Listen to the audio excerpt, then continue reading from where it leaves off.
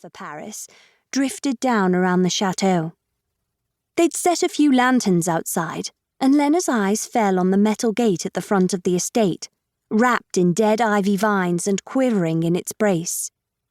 Beyond it stood dark, thick forest, the needly evergreens dusted with white. The séance participants, called sitters, had gathered at midnight. The parents of the victim, whom Lenna had met several days prior to this event, arrived first. They were followed soon after by Lenna and her teacher, the renowned medium who would lead tonight's affair, Vaudeline DAllaire. All of them were dressed in black, and the energy in the room was neither warm nor welcoming. As the parents waited in their seats, their movements were nervous and abrupt. The father knocked over a brass candlestick and apologized profusely. Lenna, opening her notebook from across the table, couldn't blame him. They were all anxious, and Lenna had wiped her damp palms on her gown a dozen times already. No one wanted to spend this agonizing hour under Vaudeline's guidance. The price of admission was terribly high, and that wasn't accounting for the francs she required up front. The spirit they meant to conjure tonight was not of the everyday sort, but nor were any of the ghosts Vaudeline invited to come forth. These were not old grandmothers in white nightgowns, lives lived long, stalking through corridors.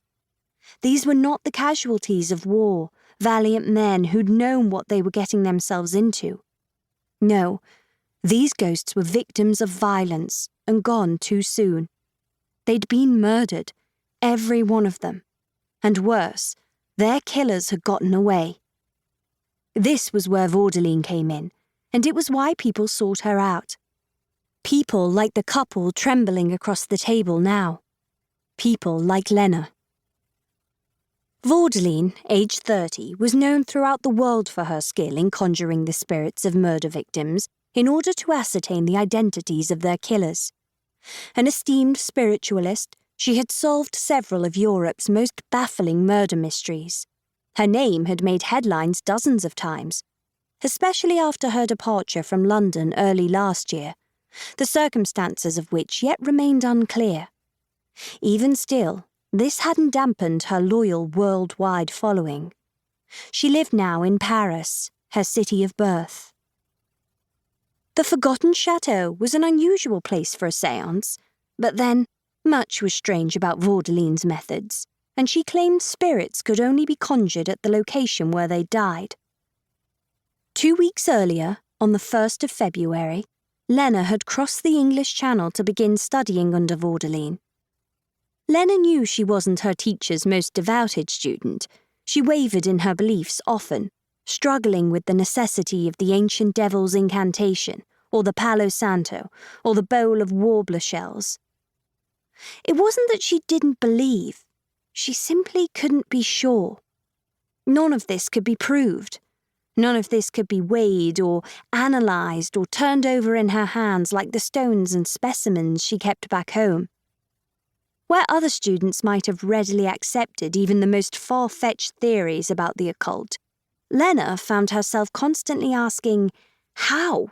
How do you know for sure? And though she'd attended one séance a few years ago, nothing convincing had come of it. Certainly no ghosts had appeared. It was maddening, this truth versus illusion business.